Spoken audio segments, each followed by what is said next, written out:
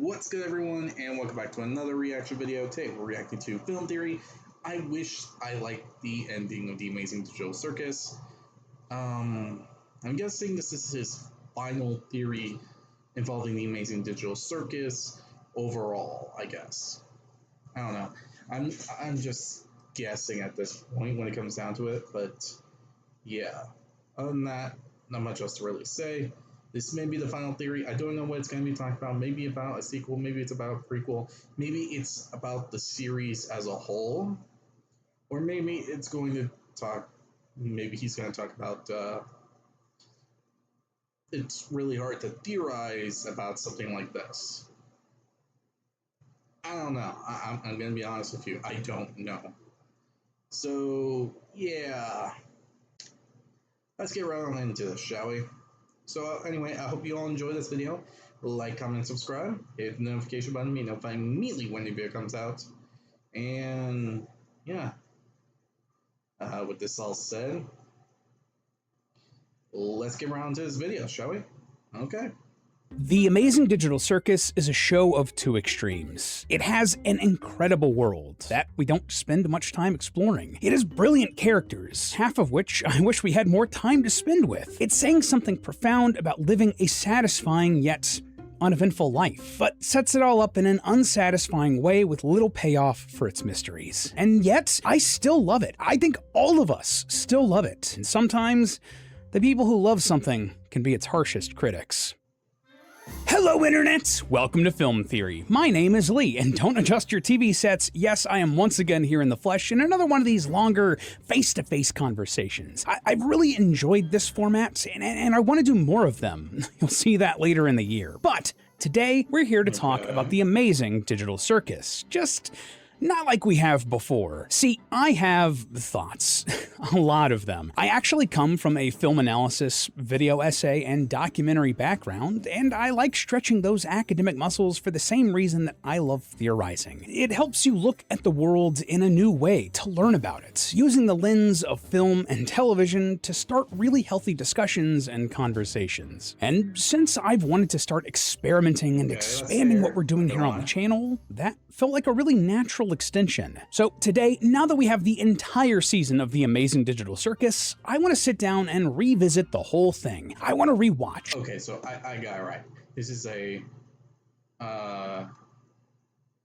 a summary of everything, basically. Episode by episode with the knowledge of where it goes and then break it down. But this isn't just going to be a recap. Yes, we'll go through some of the events of the show, but that interests me less than talking about what the show was trying to say. To dig into the thematic storytelling of the show, what it was trying to tell us, where it succeeded, and, well, where they needed just a little bit more TLC. Why? Because, for as much as I adore the show, for how well it handled its characters and the cool ideas it introduced, I have to wonder if the Amazing Digital Circus was a show that needed more time. This series has both an incredible cast in an incredible world, but its focus on one really hurt the other. It's complicated and nuanced, loyal theorists, as you can tell by the runtime of this video, but it's a discussion I'm so excited to have, so let's get started. Episode 1, The Pilot. Looking back, it's amazing just how much of this show's tone was nailed from the very first scene of our pseudo-introduction to the cast.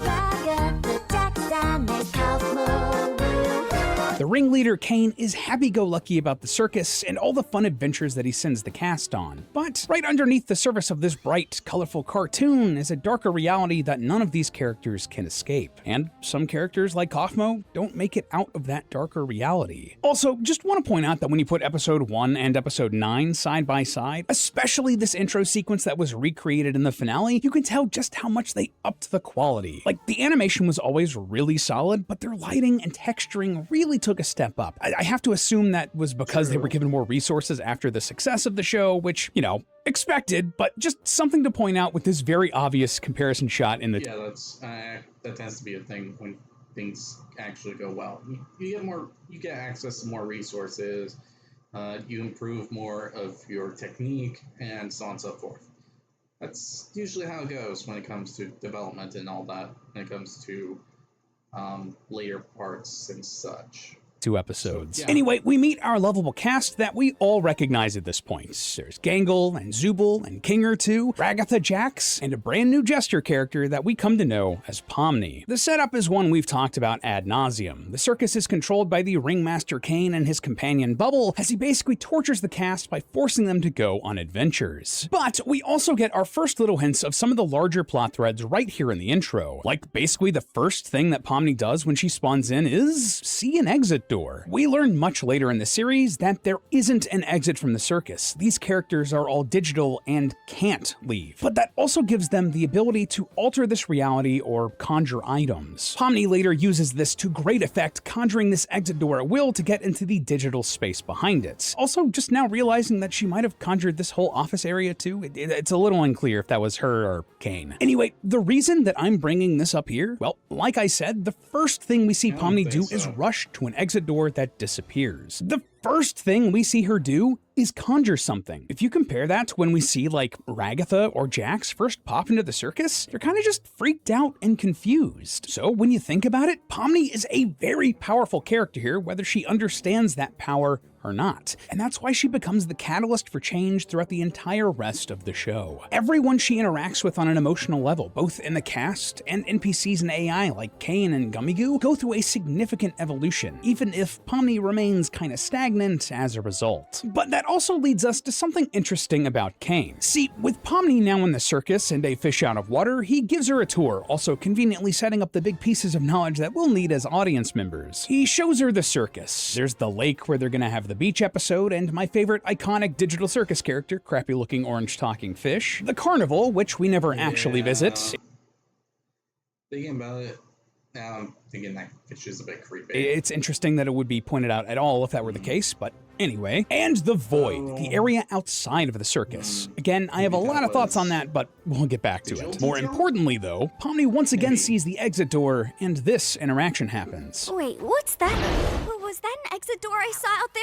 Is that a way to leave? You're probably just experiencing digital hallucinations! Right off the bat, we see elements of Kane's insecurity and his desire for control. He doesn't want the cast to leave, but this also makes me wonder if Kane knew that the others could conjure stuff and wanted to deflect from that possibility entirely, because he wanted to make sure that they relied on him in this toxic relationship. Anyway, Kane decides to do a simple in-house adventure to get Pomni acquainted with everything, and the gang split up for it. But the most interesting part of this story we see here is Pomni, Jax, and Ragatha going to check on their friend Kaufmo. Yeah, he seemed to be feeling unlike himself and kept talking about an exit door that no one else could see, very similar to what Pomni has already been doing. I do have to wonder that since this is the second character we hear talking about an exit door, if this is a moment where Kane heard that and started planning the big escape adventure for later in the series. But we're getting ahead of ourselves. Regardless, with the characters we have now, there's a lot of existentialism to go around. Both Ragatha and Jax seem to have accepted their situations and circumstances here in the circus, just to differing degrees. Like, Ragatha's almost dissociating as much as possible. After a while, you start to realize that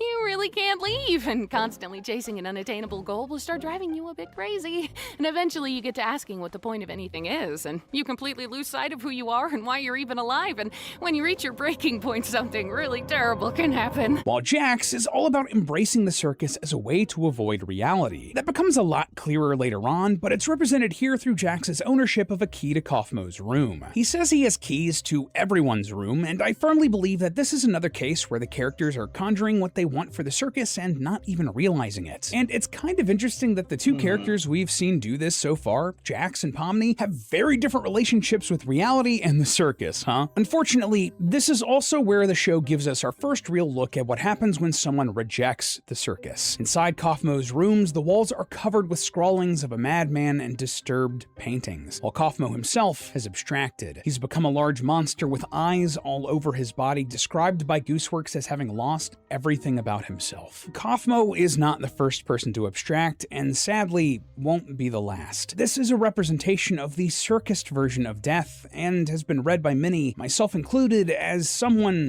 checking out of life. It's a serious topic that's given more serious attention later in the show, but this more comical situation with the gang running away from a big monster is groundwork that is necessary to get there. Also, side note, but within Kaufmo's room, Jax finds a bowling ball and says, "I've been looking for this." And while it's sort of a throwaway joke here, it's turned into a bit of a character beat for Jax if you pay attention later in the story. We see this same bowling ball again in the back of Ribbit's room during the final episode, so this was something that connected Jax to Ribbit despite their falling out. This is sort of our first very vague hint at Jax's long-term story, and how despite the persona he puts up, he does have complicated feelings for the people around him. Kaufmo attacks Ragatha, causing her to glitch out, while Pomni runs away to go find Kane. But instead, she once again finds the exit door. Or I guess she kind of conjures one? Understandable that she'd want to be getting out of here even more given what she just saw. And when she goes through, she enters like an office space. Yeah, you know, it's like a boring Gmod looking space from the Stanley Parable or something like that. Though we do briefly see that it's basically an endless backrooms-esque complex. These are the offices of a company called C&A, and sets up what's probably the longest running mystery of the show. What is C&A and how is it connected to the circus? See, while exploring these offices, Pomni finds an old school computer with a VR headset, the same sort of thing that the characters were wearing when they entered the circus. And ironically enough, eventually, Pomni does discover a true exit to the circus here in the office backrooms. She enters the void outside of the circus, leaving it the only way that was actually possible for her in this moment. So her conjuring that exit really did work in a way. At this moment, however, this catches Kane's attention. Oh no!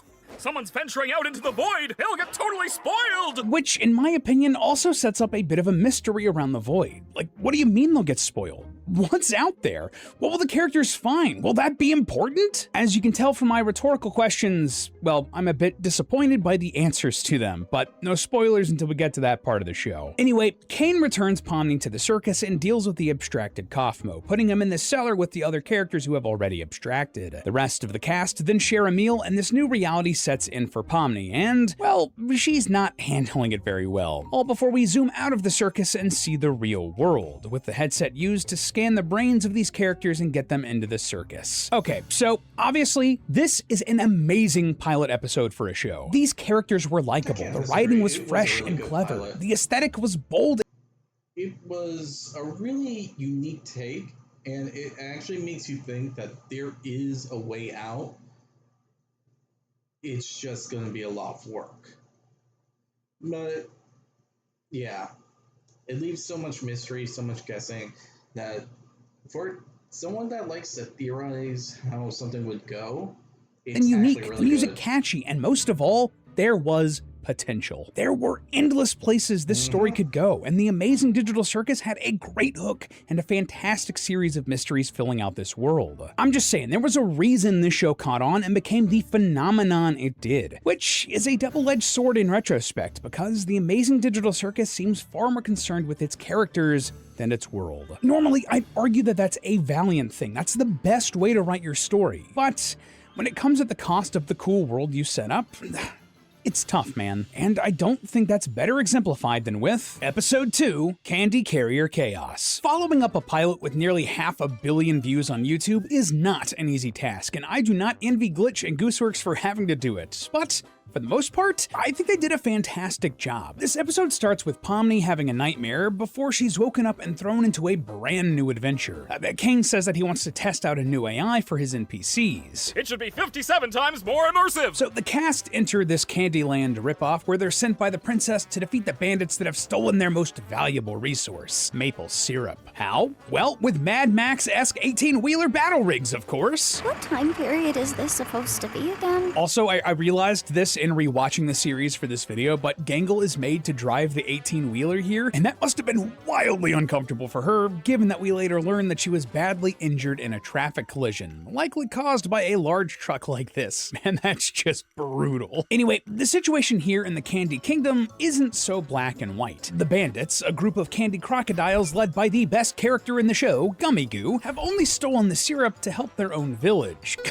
Drama. However, during the chase, one of the trucks collides with some of the geometry in the world and sort of no clips against it. It glitches out, sending both Pomni and Gummy Goo into an out-of-level zone, and while hijinks ensues for the rest of the cast as they finish the adventure with a happy ending, one that Jax is clearly pissed off about, giving us another insight into his character, the real meat of this episode's story happens down here. See, down in this out-of-bounds zone, Gummy Goo has a sort of existential crisis, very similar to the one that Pomni had in the previous episode. He's confronted with proof that he isn't quote-unquote real. He's just a digital entity created to lose. All of his memories, his friendships, his goals, his dreams, his family, his reason for being, none of it's real. Now, while this could have turned into a discussion about the ethics of generative AI, especially in today's climate, the Digital Circus is instead more interested in using these AI characters to interrogate personhood. What does it mean to be someone? What do you do if you don't feel like you belong? What if you don't feel like the real you? What if you don't feel like you're real at all? Gummy Goo sort of speedruns all of these questions, forced to confront his reality of, well, unreality, and it really depresses him. But Pomni sees this and does her best to cheer him up, despite her being a real person and Gummy Goo an AI character. Why are you trying to cheer me up? How does this benefit you at all? Guess I just don't want you to feel like you're nothing. I don't want anybody to feel like that. But I'm not even a real person. Here in the moment, it's showing us Pomni's empathy and how it can have that positive effect on others. She cheers Gummy Goo up and offers him a place amongst the rest of the cast of the circus because he's no more or less real than any of them. But when they leave, Kane destroys Gummy Goo. He's the opposite of Pomni here, fully apathetic to his own creations in a way that's just tragic. Still, at the end of the episode, the rest of the cast do their best to hold on to their humanity, holding a funeral for Kaufmo that everyone attends but Jax, that has an extra layer of its own tragedy once we know their whole backstory. And just as a bit of extra lore here, in a post thanking the audience for 50 million views on this episode in less than a week, Glitch released an image showing Pomni adding a picture of Gummy Goo to this funeral along with Kaufmo. It's not clear if this is canon or not, but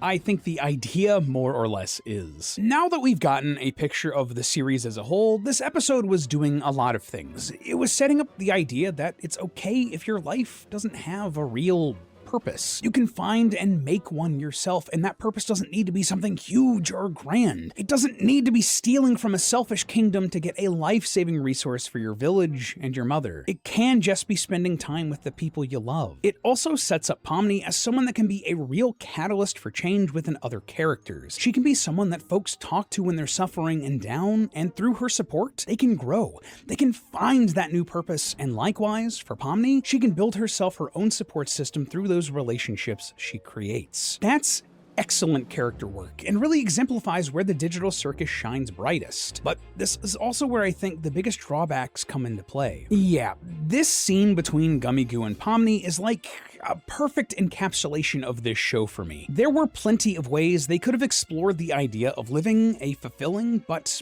unimportant life. But the Amazing Digital Circus did it in a way that they only could have because of the setting. The Amazing Digital Circus. They plopped a fully sentient artificial intelligence in front of us here, dangled a massive story thread there, and then didn't really do much of anything with it. Like, sure, Kane ends up having some character development, yes, but I have my own problems with that and how rushed it was. Trust me, we'll get to it. And this incredible idea isn't ever even touched again for the rest of the NPCs. And what makes that frustration worse are lines like this from Kane. I know you guys love your NPCs, but if I start losing track of who's a human and who's an NPC, who knows what could happen? There are heavy implications that this AI storyline is going somewhere, and I'm not just saying that because these interactions were the backbone of a lot of our early theories. Yeah, when we were in the trenches of the show, we thought that this was pointing towards someone in the cast being a secret evil AI. Little did I know that all of them were just AI copies of brains, but that's neither here nor there. Whether or not that was intentional, whether Gooseworks and Glitch meant to add this theory bait that goes nowhere or were worried about satisfying that section of their audience, they did set up an interesting part of their world with a pretty big cliffhanger in that Kane quote that just didn't pay off. And because of that, in retrospect, despite how good the character interactions are in this episode,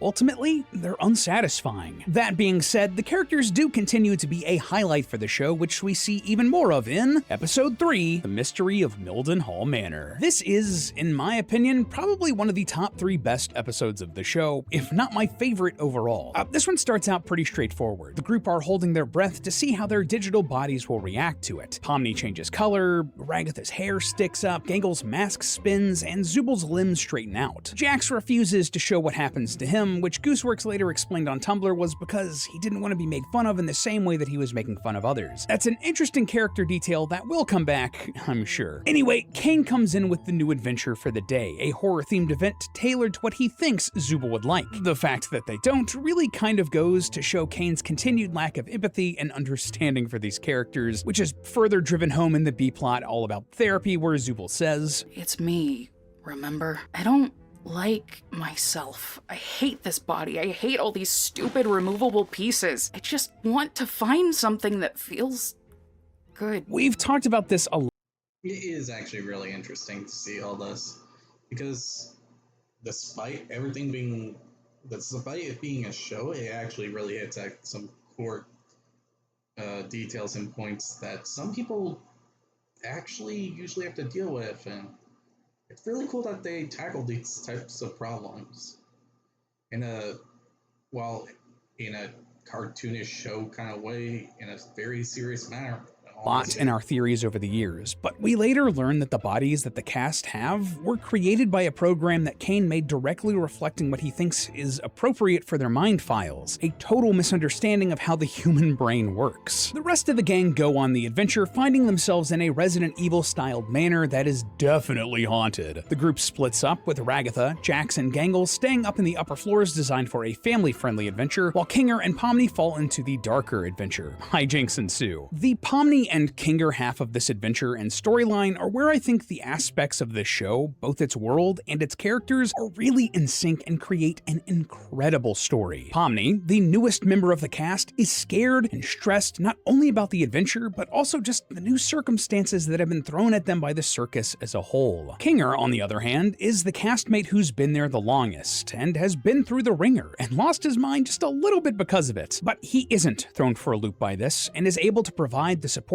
Pomni needs to grow while finding a way to open up himself. And all of that is reflected by the spooky adventure that they're on. In our theories from when this episode first released, I wondered if the Mildenhall character in this adventure, who ended up causing his wife's death, was meant to be representative of Kinger, someone who may have been a higher up at CNA and caused his own wife's death here in the circus. That exact scenario didn't end up panning out, but Mildenhall Manor reflecting the emotional place that Pomni and the rest of the cast were in is a brilliant way to handle this. How? Well, Pomni and Kinger end up in the underworld, where it's dark and dank and depressing, and there are souls that want to possess their bodies through their breath. It's a whole thing for the adventure, don't worry about it. Here, we find that Kinger is able to regain more of his sanity while in the dark, which is actually similar to what happens to the abstracted castmates. They're more docile while in the darkness. Kinger then gives us more of his backstory, including the tragic events of how he lost his wife to abstraction. He drives home the fact that even in a situation as hopeless as the circus, things are not hopeless if you have people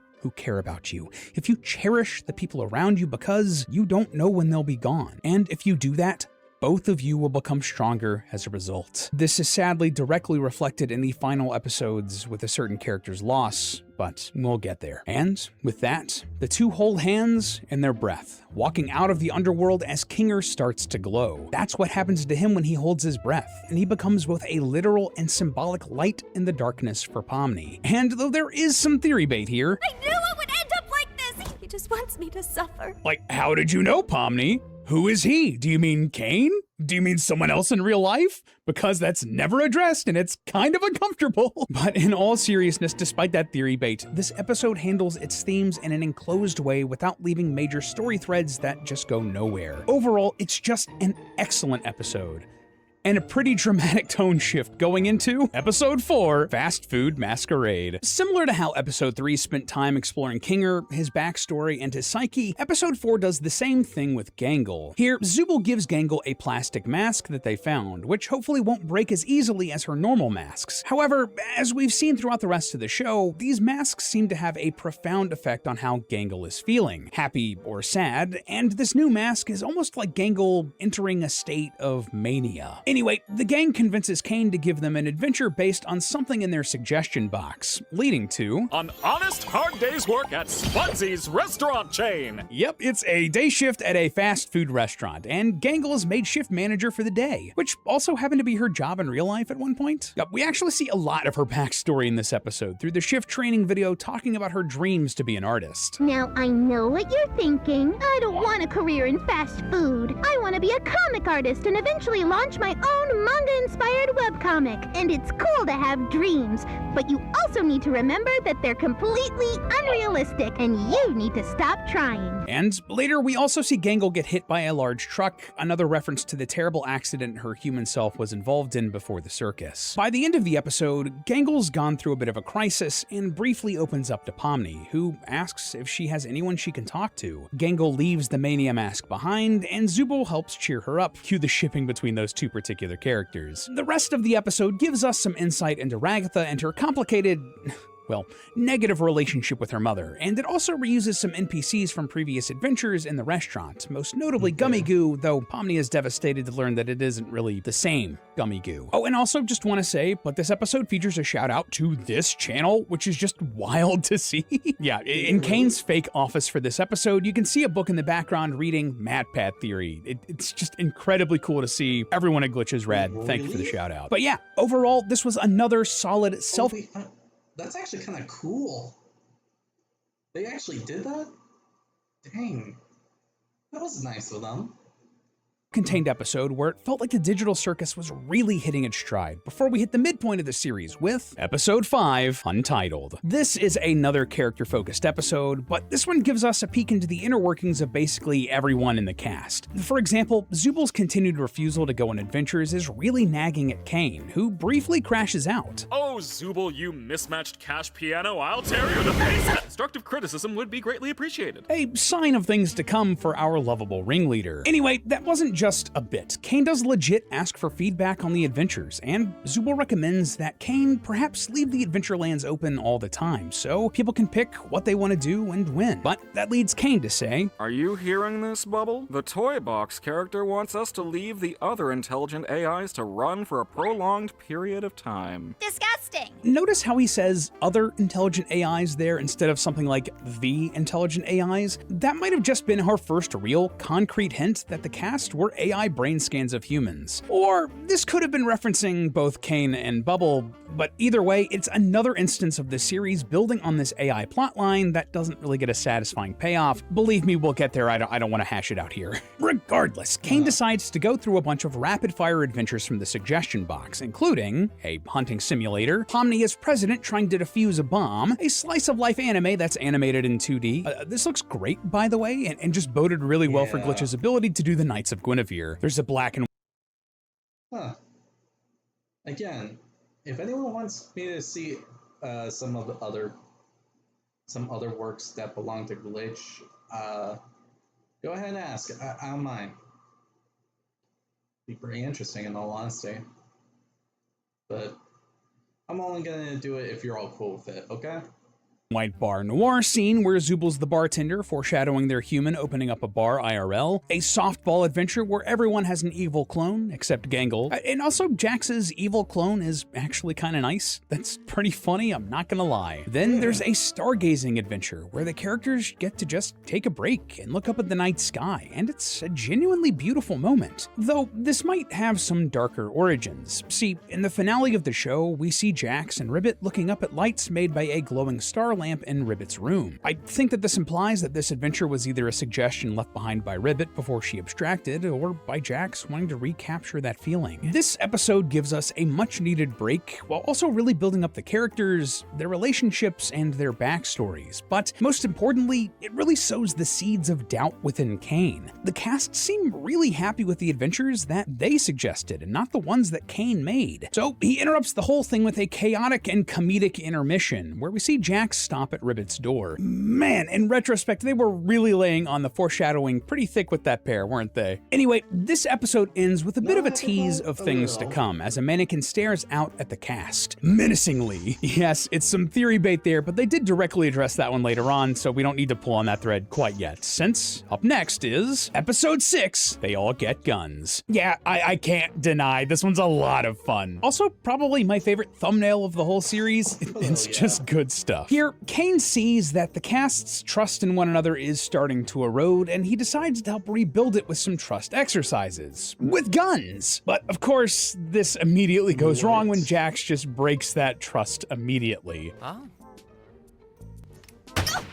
Frustrated, Kane decides to just make this an adventure because why not? Or, yeah, we could all just shoot each other. And the cast split off into teams of 2 for a shoot-off, with Jax and Pomni pairing up. What's interesting, though, is that we get a very telling line from Ragatha that has a totally different context in retrospect. Like, check it. I can keep Jax in check, so don't worry about me. Hey, Pomni, if you ever need to talk to somebody or need help with anything, I'm here. On a first watch, this comes off like a little bit weird. It's almost like Ragatha being jealous or protective of Pomni, but after learning what happened to both Kaufmo and Ribbit after their falling out with Jax, this shines a much brighter light on Ragatha. She's doing her best to make sure that Pomni has a support system here because she knows how toxic Jax can be, all while doing her best to respect Jax's wishes not to really talk about Ribbit specifically. And those fears are well-founded because we get a real look at the darkness in Jax's soul in this episode. Yeah, Jax and Pomni do a lot of bonding here. A genuine relationship seems to be forming as Jax shows Pomni what's really possible in the circus, all by embracing the reality of the circus. That's how she's able to shoot things so well here. It's almost like Conjuring. They believe they can, so they can. As Jax says, "You know none of this is real, right?" However, this also creeps into Jax's worldview here in the circus, where he doesn't even feel like he or the fellow castmates are even people anymore, human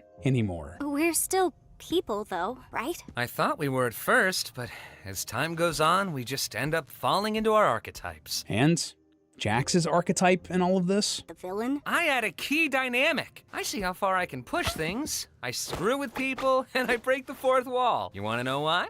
It's 'cause it's funny. I do everything 'cause it's funny. 'Cause I'm the funny one. Jax doesn't think he's a person anymore. A brutal commentary on how the Jax from the outside world must be feeling about his life. But that's causing him to do genuine harm to the people here in the circus. And yet, he doesn't believe that he's hurting anyone. It's almost like internet bullies. You know what I mean. Not the folks who offer genuine constructive criticism or discussion online, but the trolls who yell out into the void but are then shocked to find out that it can have real-world effects and consequences. And this is something that Jax doesn't like getting pointed out. The circus is almost like an escape for him. You can see him dissociating and looking at his hand when he pushes Pomni, something we know was very similar to an event in his backstory. And he gets triggered when Ragatha speaks out against him. I know exactly what you're doing with Pomni, and it'll never work. Huh? You know, getting close with Pomni to corrupt her. He's trapped in a cycle of abusive emotions because he can't embrace himself. He can't come to grips with his feelings for others, what he's done to the people in his life, and his feelings about himself and his own identity. Jax is not a good guy. He really is a villain. Not one beyond redemption, but he refuses to put in the work to make that happen. This eventually leads to a big blow-up argument between Jax and Pomni, where Jax scoffs at the idea that they were ever even friends. If I shoot you right now, are we still gonna be friends afterwards? We were never friends. What about all that stuff you told me? Yeah, I did tell you a lot, didn't I? Not looking forward to thinking about that tomorrow. You're not gonna look me in the eye and tell me nothing we've been doing together meant anything to you, because I know that's not true. And Pomni correctly diagnoses that Jax's toxicity is dangerous, and that strikes a nerve. Have you ever ever thought that this might be what causes people to abstract in the first place? Oh my God!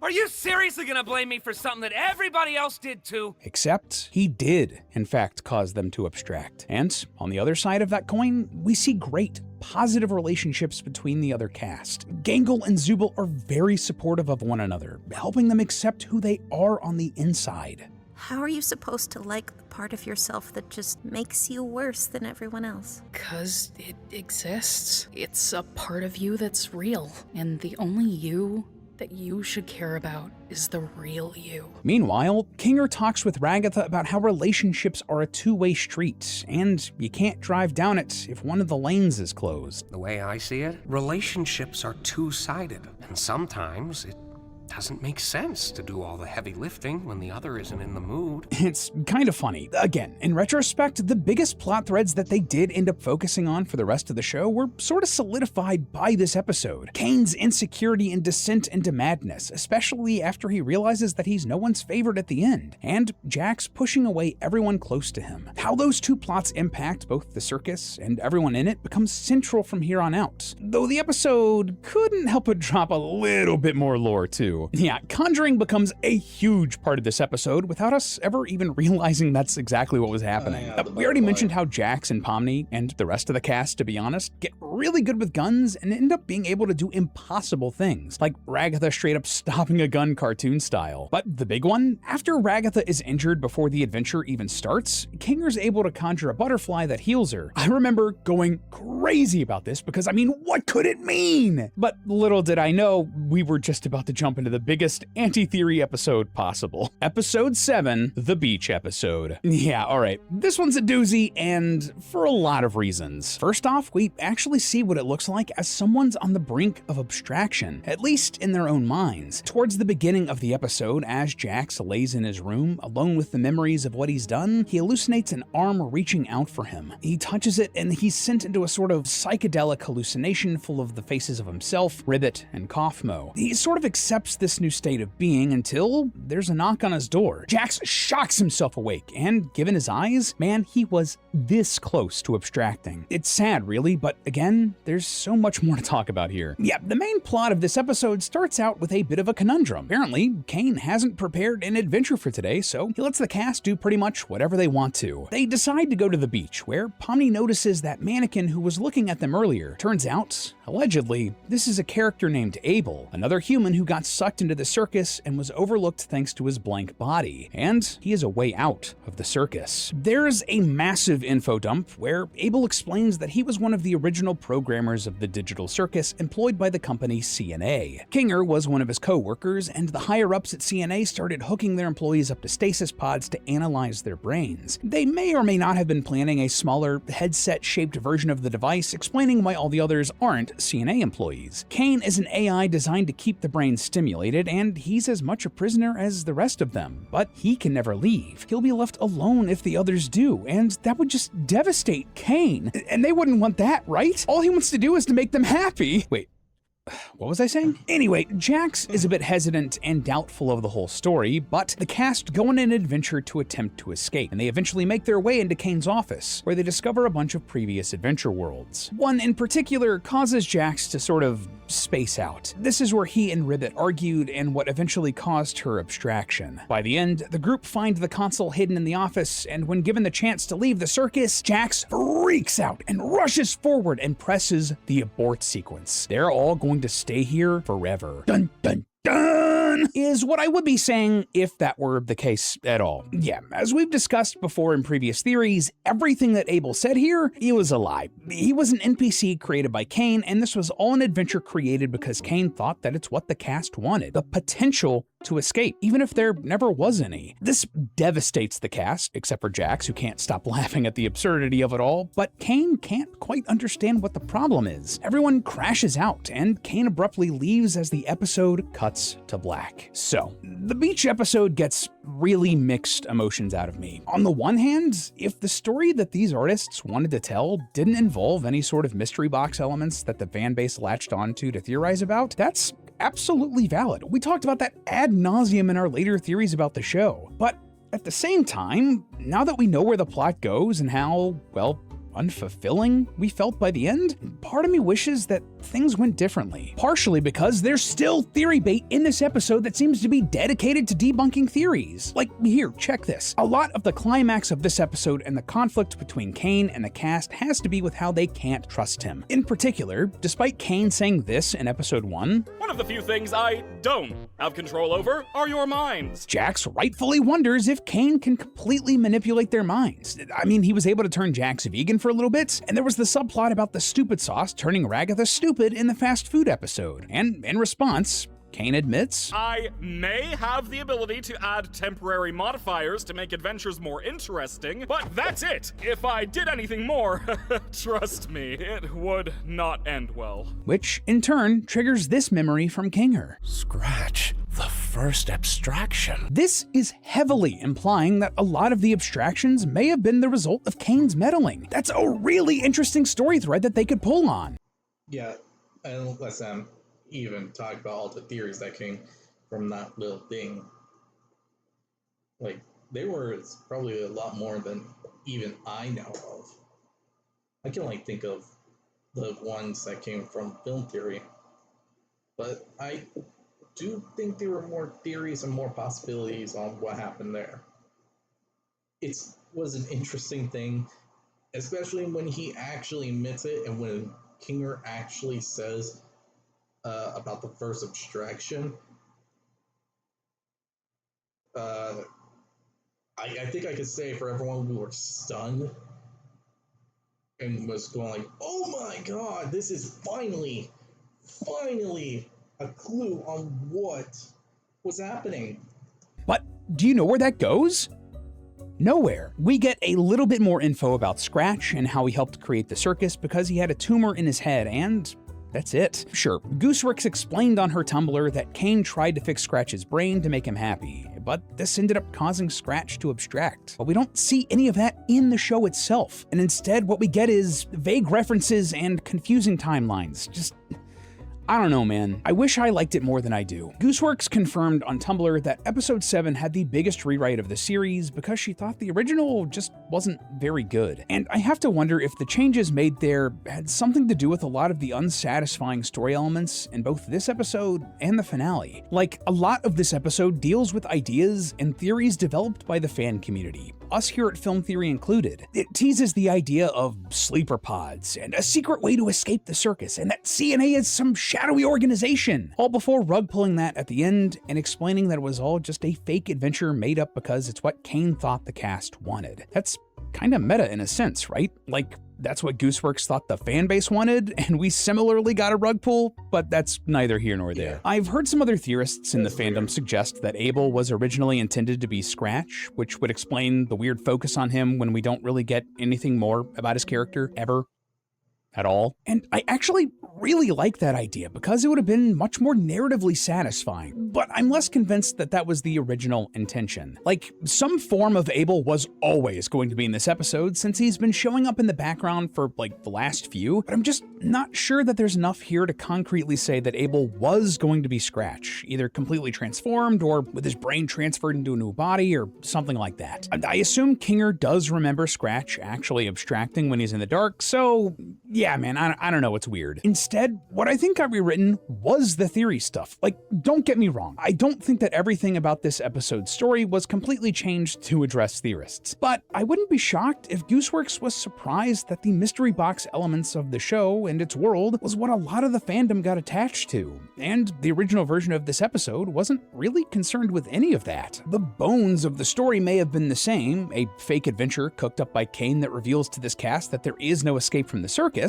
but less so the specific theory debunking that this episode seems to go out of its way to do. And with that rewrite, and rumors that episode 8 was split into a 2-part finale, one of which was over an hour long, there was just little to no time to do everything the show needed to do to satisfy everyone in the audience. But speaking of that finale, the last act, or episodes 8 and 9, Hijisaklitaful and Remember. Yes, I am combining these two for our discussion because they kind of make a complete finale, and they were released in theaters together. So these episodes finally give us some concrete backstory for the series, at least one that isn't immediately disproven as a ruse. Kinger used to be an employee of CNA, a company that was developing artificial intelligence. Scratch was another employee who was brilliant, but also terminally ill thanks to a tumor in his head. So Scratch and Kinger created an AI, and CNA developed a headset that would scan people's brains, likely in the hope that they could use it to live on digitally. After the events of the last episode, Kane's insecurities are also pushed to the extreme, and he asserts his authority. He forces the cast to go on adventures that they don't want to, despite their valid frustrations at, well,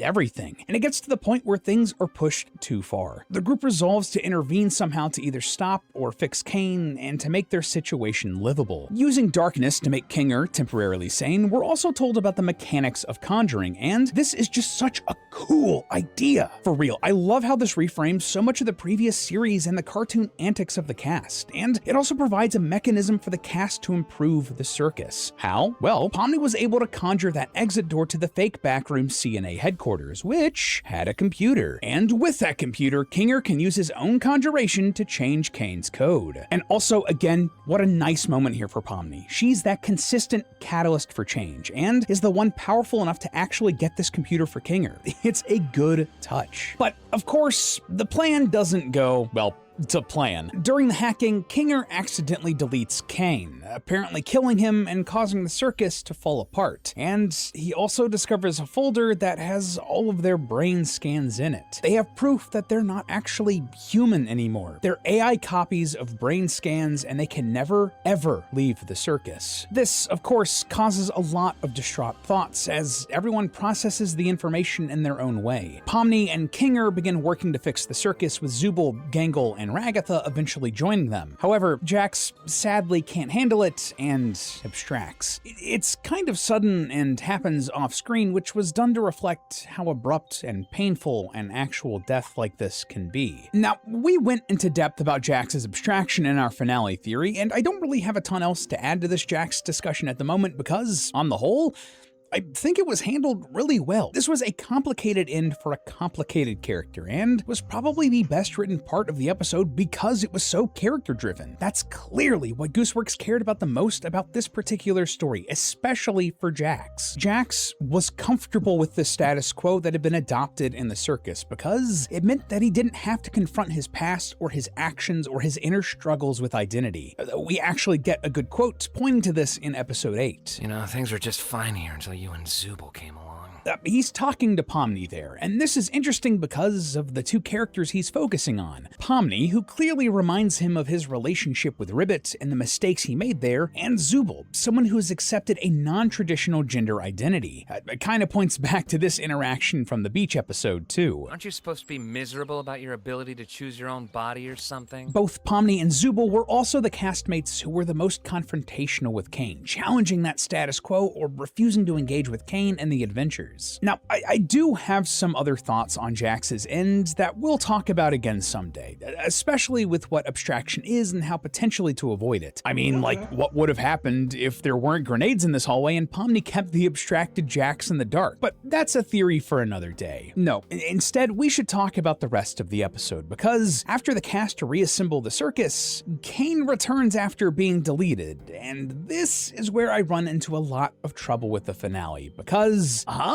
yeah, Kane reappears out in the void and goes through a whole big character arc out here, reflecting on how his own actions broke the trust of the cast, separating himself from the Blue Dot AI, and discovering an internet connection that lets him search for the cast's human lives. There's also a scene where Kane, represented by a personified red dot, finds the brain scans of the circus castmates and creates a circus for them to live in. This was a bit confusing in the moment because it was making identical movements to the Kane finding the internet connection, and I wasn't 100% 100% exactly sure, why. In my previous theory, I suggested that this could be Kane creating a different circus, something that they could use to create a spin-off, which, they still could do if they wanted to. But after the YouTube upload and being able to go back and watch this over and over, nah, it was just a flashback to Kane creating the circus for the first time. I don't know why that's here, to be entirely frank, since we already saw that in a previous episode, but it is what it is. But that's a small thing. No, my big struggle here is how it doesn't feel like the world created by the Digital Circus show is aligning with what it's trying to do with its characters here. Let me explain. We've talked about it a few times in this retrospective, but the decision to set this series in a digital world let them do a lot of really unique things with the characters. Some of them are pretty well explored, like the conjuration or the digital bodies reflecting their inner struggles because of the brain scans. Some are touched on and create a lot of intrigue before sort of fading off into the background and not really being referenced again, like the sentient AI characters and NPCs. And then some are introduced with some huge implications and then are never explored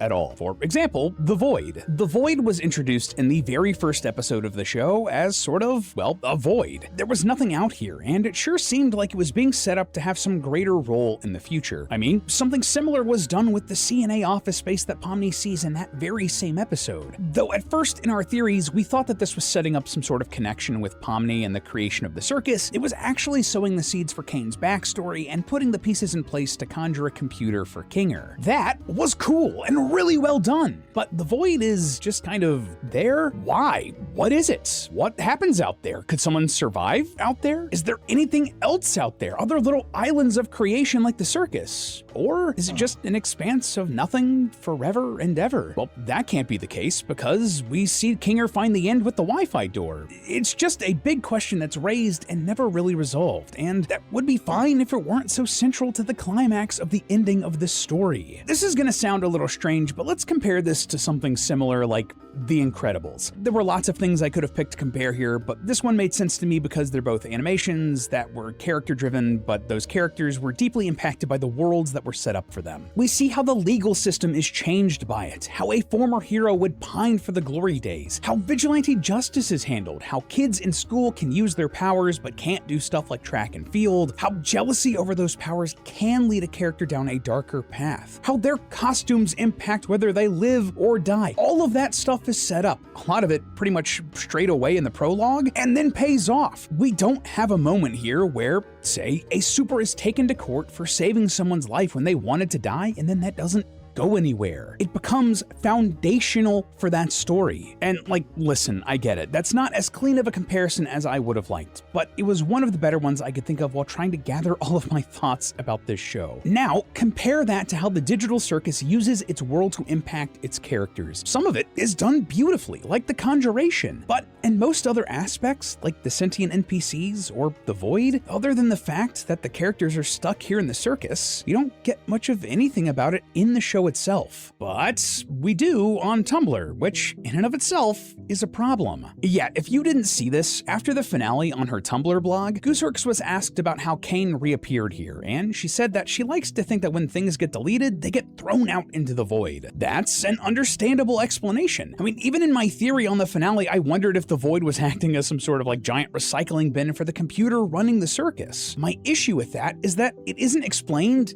in the show, right? There was no scene where Kane suddenly reappeared out in the void, maybe surrounded by other things that we'd seen him delete earlier in the series, kind of giving us the indication that this is where deleted things go. Instead, we have the circus falling apart, characters crashing out because of it, being firmly told that Kane is dead, and then him just reappearing in a place that hasn't really been explored, with no real explanation for why he isn't dead. The characters had a big emotional reaction to that death, which was very effective, but then we don't really do any of the work to undo it. Even when Kane reappears to the cast in the circus, their reactions aren't in line with what we saw earlier. They all look a little spooked, sure. Zubul is protective of Gangle, Pomni's a little unsure, but otherwise, there's no moment of, oh my god, Kane is back! Or I don't know, how are you back here? It's just not aligned with what we've been shown so far with how these characters think, or what they've said in just the last episode, and that's a failure in a show that's clearly concerned with its characters over its world. The characters just don't get the appropriate moment to react react here, something they may have gotten if the mechanics of how Kane was back was actually explained. And then that raises a ton of questions, like, for example, Gummy Goo got deleted, right? At least the version of Gummy Goo that Pomni really connected with. Is he out there somewhere in the void? If so, shouldn't they want to go rescue him? Gooseworks has said that Pomni would want to reunite with that Gummy Goo, so seems like the answer would be yes, right? I know I've spent a lot of time on Gummy Goo here in this video, but he created such a big question mark for me and a genuinely interesting character arc that I don't feel was explored to the fullest extent. Anyway, the point that I'm trying to drive home here is that the world of the Digital Circus seems genuinely well thought out. It's vast. There are rules, consequences to actions, awesome ideas. But I believe that those things are much stronger when they're explored in the media itself, not in a Tumblr Q&A. And honestly, that seems to be a pretty common sentiment in a great deal of the fan base, enough so that it was actually brought up to Gooseworks in one of those Tumblr asks. She said that she considers what's in these Q&As to be fluff, which I personally interpreted as, hey man, it's not that serious. And that's a totally fair, valid way to view these sorts of answers from the point of view of a creator. But it's just as valid to want something more as a viewer, to have, frankly, valid questions about a series that seem to ask those same questions, but doesn't answer them, and then to seek out those answers. I want to be crystal clear here. I am very happy that Gooseworks got to tell the story that she wanted to, and the success of that should not be understated. But I also believe that the frustrations from a significant portion of the audience over that story and getting more answers from its supplemental material on a blog should also not be understated, especially since the morning of the day that I'm recording this, her blog got banned, so those answers are pretty much just gone. Ever since Game of Thrones and the Star Wars sequel trilogy, I think we as a collective audience have been really sensitive to rushed endings, which this definitely felt like. Just, I don't know, man. It felt like there was another episode's worth of content to explore here. Like, episode 8 could have proceeded as is, episode 9 could have been where they wrapped up Jax's story and the impact his abstraction had on the cast, and then a hypothetical episode 10 could have really leaned more into a satisfying return for Kane. It could have explored the world a bit more through Kane and his character arc, given time for that to land, and then expanded even more on how the cast react to everything here. It could have created even more powerful moments, like maybe instead of Kane Googling the cast himself, he could have let them do it. He could have given them the choice, and maybe someone, like Pomni, could choose not to, because they're okay with who they are and who they've become in the circus in a healthy way. That would have been a nice parallel to Jax, who used the Circusona as a shield from his former life. Now, that's just a random idea that I'm throwing out there, and it's easy to point to a work of art and say, why didn't they just do this?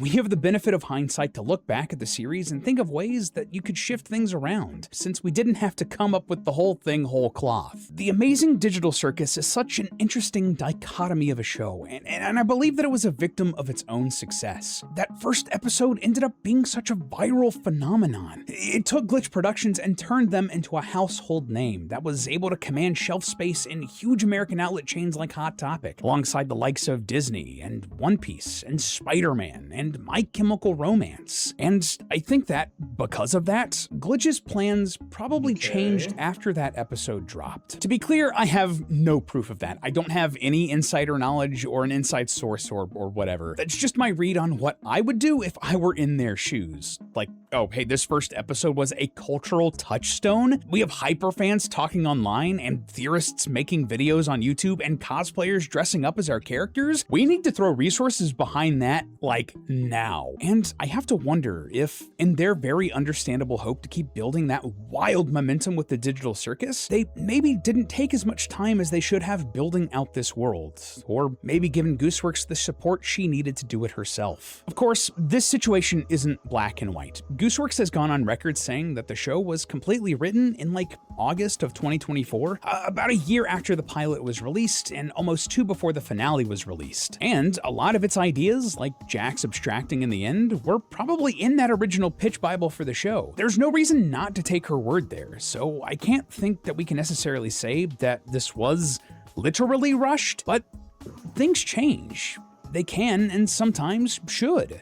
For example, Pomni's character became a lot less angry because of the actor they cast for her and her performance, and Gooseworks said that she rewrote basically all of episode 7 because she wasn't happy with it. I do believe that they should have pushed to do a little bit more polish, to focus a bit more on some storylines, or to build out the world a little bit more, or rearrange some character beats to make things feel more satisfying in the finale. And I'm not sure that Gooseworks would disagree. Elsewhere, she said that she would explore more of Pomni's angry side if she had another go at the series, and I have to wonder what could have been if the episodes were longer or there was an additional one thrown in there like we suggested earlier. Is that realistic? Almost certainly not, especially when there's a business and people's livelihoods behind it. Like, guys, I know it's not cool or sexy to talk about, but budgets and P&Ls and project overhead and salaries and distribution costs and syndication deals are all things that a company like Glitch has to think about. Gooseworks actually went a little bit when it comes to producing and making stuff. It's always not going to become positive, but it's not going to be great either. It's just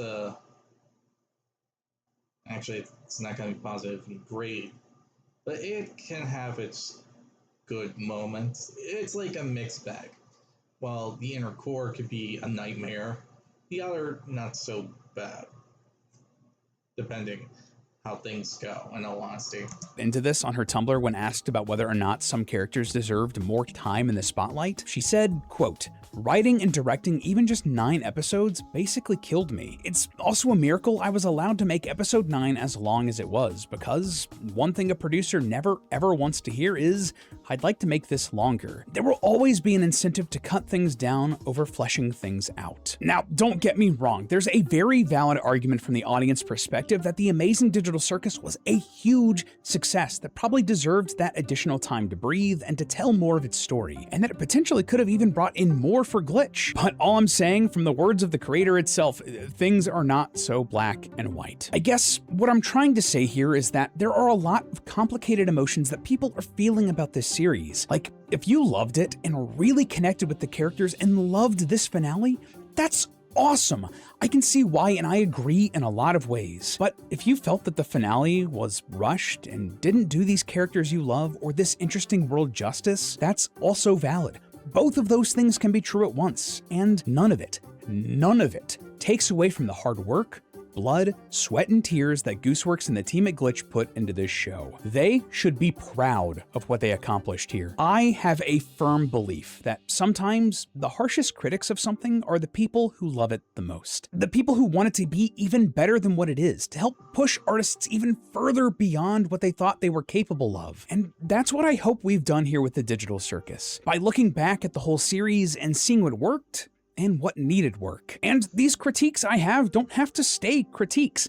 I love this cast and this world, and since they're probably going to keep doing shorts set in the circus, or I don't know, maybe a comic or a manga adaptation, or maybe a video game, since they did hire for that position, either way, I'm excited to see what comes next, and that isn't a theory. But this has been a theory, a film theory, and cut. Up next. Okay, so honestly, this felt more like a summary and review of everything than an actual theory. My bad on that. That was going to be an actual theory, but it was an interesting discussion to hear about and to take into perspective of one's thoughts of the Amazing Digital Circus as a whole from episodes 1 through 9. In truth, I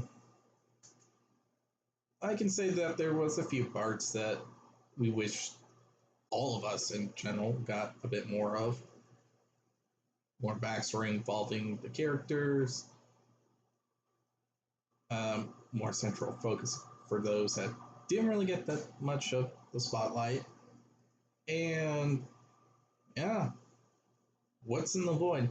But I think if you ever try to do the void, then it would be actually good for a season 2 to explore there.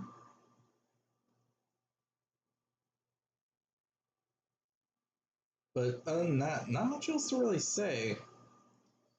This was overall a summary, and I have to say that overall, I do think that the Amazing Digital Circus was an amazing thing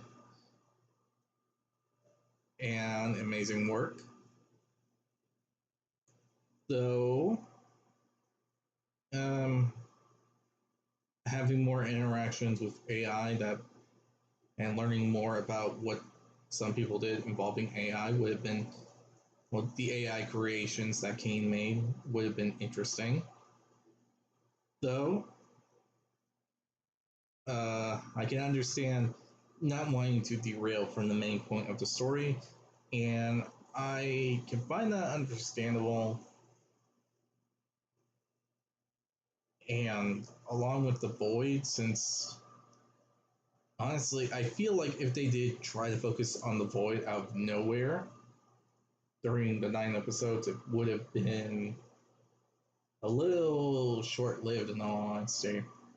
I mean, imagine one episode just randomly involves the void and bam, it just comes out clanky, bad, awful, not appealing at all, and so on. So yeah, I can understand the reason of not going into the fact of involving the void and anything like that, because it essentially would become a mess. It would become a mess. That's it. That's all we can really say about it, in all honesty, because that's the matter of fact. It would have become a mess if it was just randomly added or wasn't incorporated right. So yeah. But my overall thoughts on the Amazing Digital Circus was that it was an amazing show, with all 9 episodes being really good. And it was a frustrating thing to theorize about, but hey, that's the love of the game, in all honesty. So yeah, while I wouldn't say it's my favorite show, because I'm going to be a bit biased when it comes to that, I have my favorite stuff, and it more or less aligns with my taste, but I can still give it a gold star and all that, because it was a really good show. It has some really good themes for each episode, and it had its funny moments, its sad moments, its emotional moments, and so on and so forth, which was really cool and all that. So yeah, that's all I really got. So yeah, I hope you all enjoyed this video. Like, comment, subscribe, hit the notification button to be notified immediately when your video comes out, and I'll see you all in the next one. Bye everyone.